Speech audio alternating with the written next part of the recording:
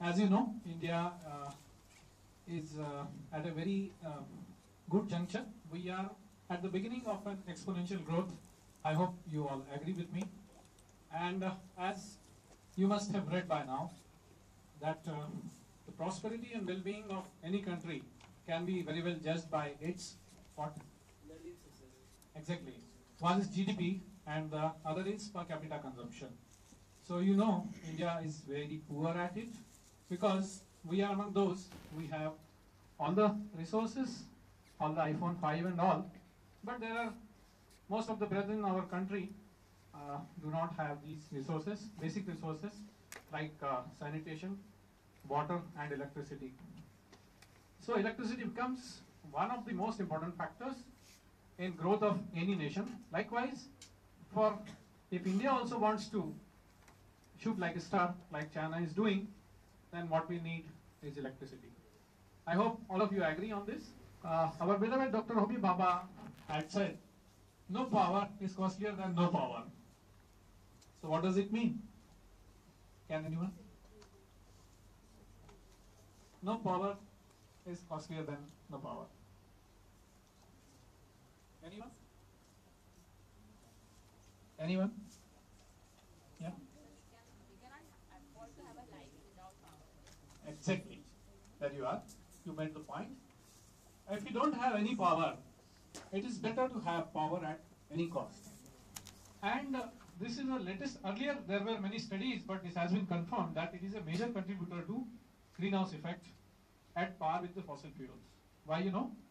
Because of the seasonal and other changes in the level. Whatever submergence is there, it is mostly flora. And when levels change, large amount of trapped methane gets released to the atmosphere. And methane is, I think, few thousand times more lethal than CO2 as far as greenhouse emission is concerned. So now people are afraid that this hydel is even worse than fossil fuels.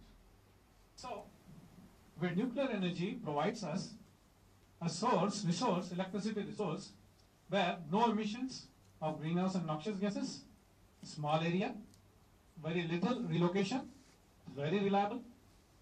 I come from a plant where it has operated continuously for more than 500 days in single go, and our capacity factors are more than 90%. That means 90% of the times we are available.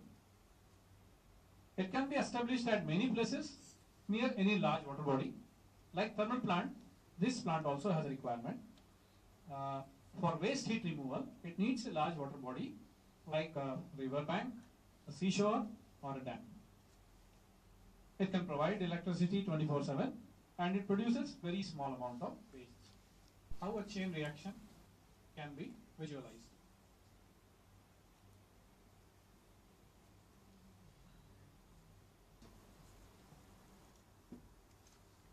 So from here, how India is going to progress?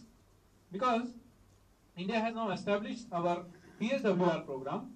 Now what we are going for is second stage, we will be going at PFBR, that is prototype fast breeder reactor, where plutonium and thorium mix will be used, and thorium will be converted to uranium-233. So second name which Fukushima has got is because of plant. But what is the factor which has caused the most devastation? Tsunami, right? So our Bombay, is it prone to tsunami? Tsunami cannot be predicted. It has not been seen in the past so many years, right?